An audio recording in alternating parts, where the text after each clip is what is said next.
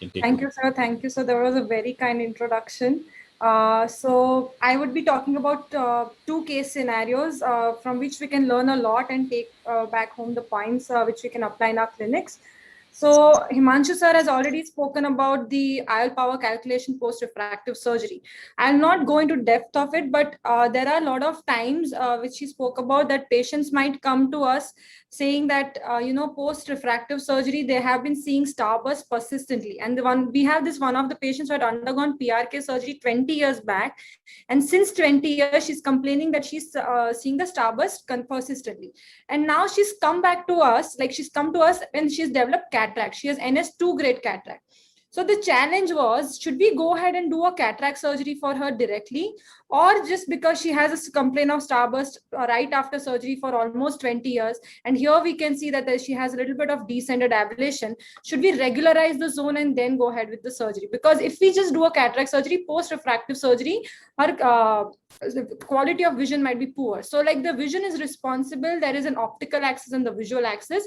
The decentration is labeled when the ablation is eccentric, which doesn't correspond to the center of the optical axis. And the small zone will correspond. If your mesopic pupil is less than your optical zone by around 1.1 millimeters, then also it is called small zone. In either of these conditions, then your patients, like, or the patient has a highly aberrated cornea, or the comas are higher on your cornea, like more than 0.5, or spherical aberration of more than 0.5, or the patient has descended ablation. If we go ahead and do a cataract surgery, the post-op quality of vision is going to be poor.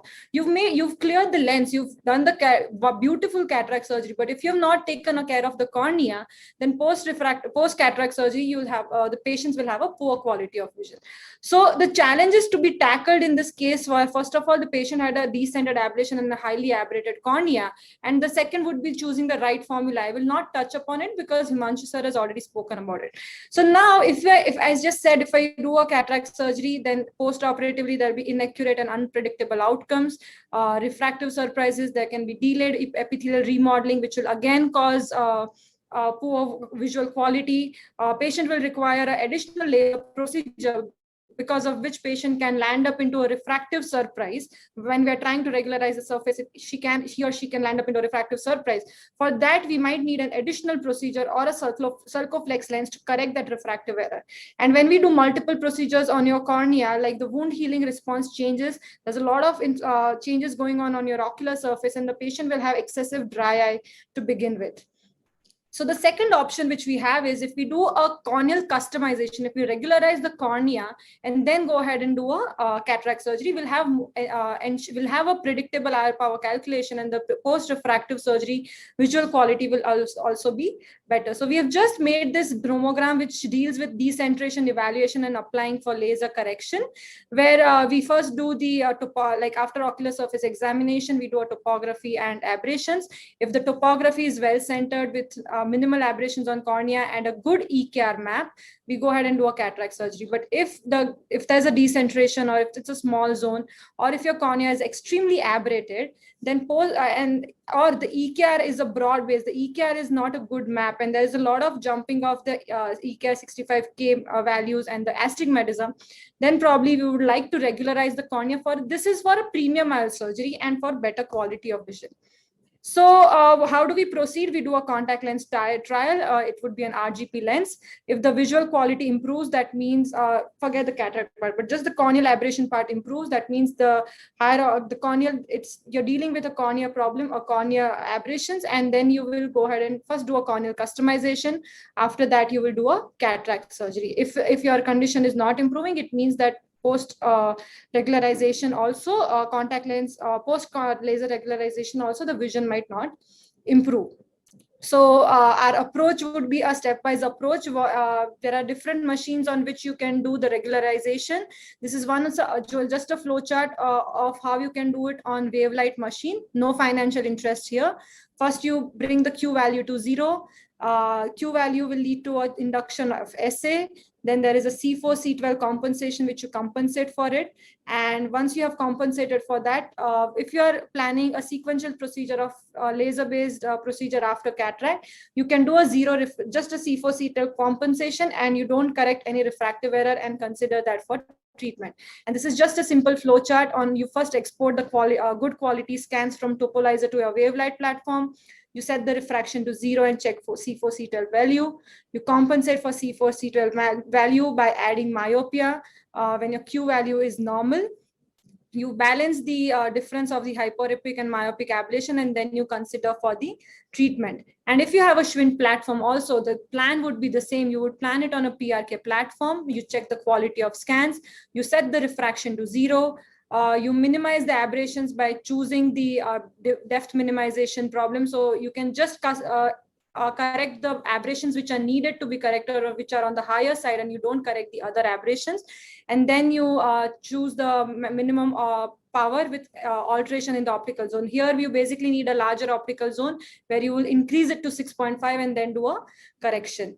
So after we've done a corneal customization, you cannot directly go ahead and do a cataract surgery. So when you go ahead and do a cataract surgery, you will wait for at least 2 topography scans which are stable over 4 weeks, or at least 3 months after your laser surgery, and then you go ahead and operate for a cataract surgery. And also you would like to see whether your EKR, if you want to do a premium IOL, you have to check for the EKR map and how your corneal aberrations are and how the astigmatism of the cornea is on the EKR 65 map, if it's regular or not. And if it's a broad base, probably you would like to avoid a premium IOL, but if it's a peaked on a shorter base, you can probably go ahead and do a premium IOL in this patient. So you will do a premium IOL taking care that all of this are within normal limits. This is just the example of the patient that post TCAT cornea, how the cornea improved, but still there was cataract. So we operated the patient for cataract. We chose a +8 dioptric non-toric monofocal lens. And this is the result of post TCAT. The overall ocular condition had improved, and this is after the cataract surgery. So the idea here is whenever your patient has a decentered cornea or a decentered ablation or a small zone or a highly aberrated cornea, first you would regularize the cornea and then go ahead with the cataract surgery to have optimal outcomes, which IOL power and IOL calculation to choose. Himanshu sir has already spoken about it, so I'll just skip it. Whether MFIOL multifocal lenses post myopic classic are possible or not, yes, they are possible. But first of all, you need a extremely motivated patient with realistic expectations. Your angle alpha should be within normal limits, which would be less than 0.5. Your corneal aberrations also should be within normal limits. Your ocular surface, which is very healthy, should be within normal limits, and your cornea should be regular. It should be like a well-centered ablation and a good peaked EKR map. Then only you would choose to go ahead with a multifocal lens. Otherwise, if patient has any contraindication or any one factor which is not falling in place, you would probably avoid a multifocal lens and you would put in a monofocal lens for this patient. And the most important part when you're dealing with this is you have to explain the patient everything in detail about the laser procedure and what you're going to do, because whenever you do a laser procedure, you might induce some amount of refractive error, but you just have to explain the patient that will be taken care of while you're doing a cataract surgery. So no need to panic. And a very tight consent, a detailed consent is very, very, very important for these patients. And post-op management, you would keep them on a steroid for a longer time. And if you've done a lot of laser multiple times, you would probably add cyclosporin for this patient and high viscosity lubricating agents for a longer time. So can I go ahead with the second case or? Go ahead. We have a lot of time. Go ahead. Yeah. So this was about the like how you would choose if you would do a premium IOL post LASIK surgery or not, and how you would go about it. My second case is going to be about importance of epithelium. It's more of 2 different cases, and importance of epithelium in our practice. So whenever you're planning a premium IOL, you obviously would do a topography and you would see if everything is normal, your ocular surface and everything is normal. So this is one scenario where there are 2 patients with normal topography. Based on chatometry values and your lens star or your IOL master, you would go ahead and choose the IOL power and do a cataract surgery. You would expect a good outcome, but here patient 1 has good quality of vision, but the patient 2 landed up in a poor quality of vision. Now, why did happen? Everything was normal, your topography, your IOL power calculation, everything was normal, but then why did this happen? So we've just went ahead, like, what we are looking at right now is when you do a keratometry and a corneal topography, the aberrations which you're looking at are just the cornea, for the cornea total. But we have to now realize that now we have moved one step further, where we are dealing with epithelial irregularities also, and the aberrations can come from epithelium as well. So if you see here, if it's normal epithelium, then post-operative, the epithelial aberrations will be like within normal limits. But if there is any epithelial irregularity present here, if you can see, the center is around 55, the periphery is 60.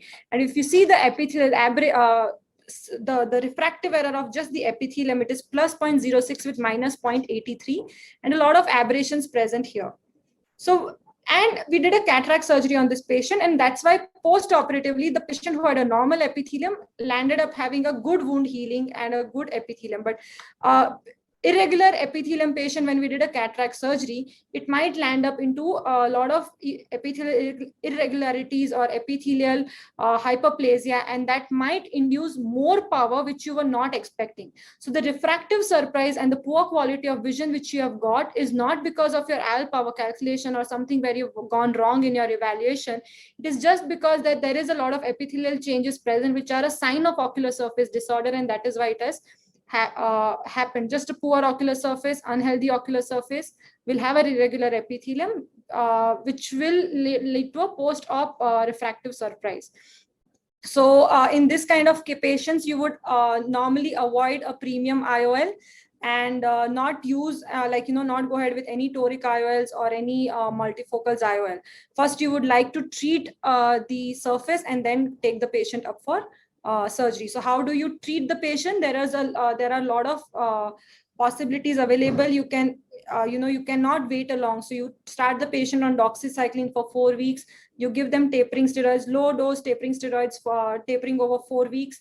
You give them sodium hyaluronate based eye drops, cyclosporin 0.05% eye drops for 4 weeks. If you see that the ocular surface issues are on the higher side, you would probably do a modern day dry eye therapy for them, wait for 4 to 6 weeks, and then plan a surgery.